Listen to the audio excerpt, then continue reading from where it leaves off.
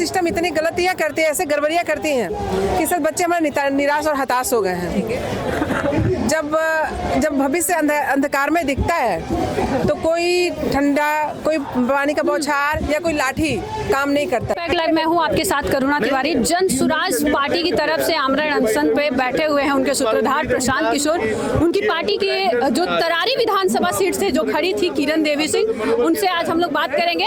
वो भी आई हुई है आमरण अनशन में, यहाँ पर अभ्यर्थियों के साथ खड़ी हुई है। सबसे पहले आपका स्वागत है। धन्यवाद और नमस्कार।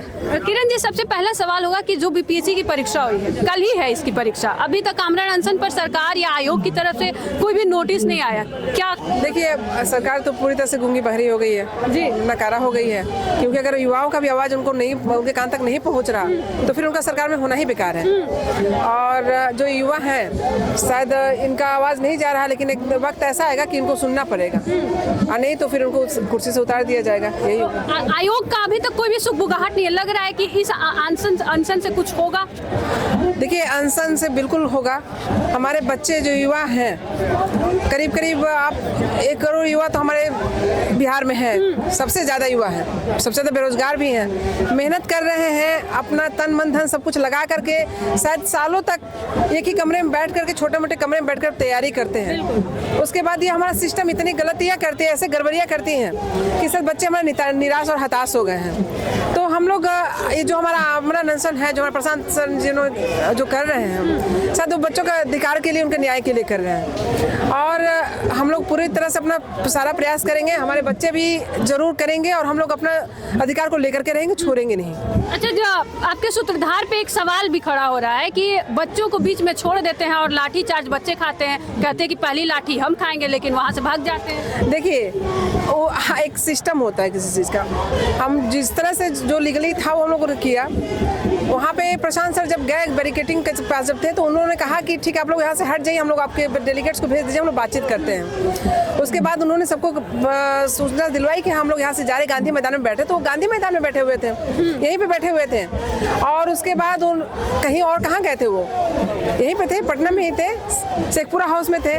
पुलिस को चाहिए थी जब वो यहाँ पे थे तब करना चाहिए। जब वो गलती कर इलीगल थे तो उनपे वो लाठीचार्ज वहीं पे कर 6-7 घंटे के समय, 6-7 घंटे के समय में आपने कुछ नहीं किया, और जैसे ही वो हटे तब बच्चों पे आप लाठीचार्ज कर रहे हैं। ये आप अपना मनसा देख लीजिए, अपना मनसा समझ लीजिए। प्रशांत किशोर का बहुत सारा ऐसा वीडियो भी है जो वायरल हो रहा है बच्चों को डांटते हुए। इस पे कहा जा रहा है कि अभी आमरण अनशन पे बैठे हुए, इससे कुछ दिन पहले देखिए, जो कुछ बच्चे जो मिसअंडरस्टैंडिंग तो था ही उसमें, और वो अपने बात पे वो कायम है।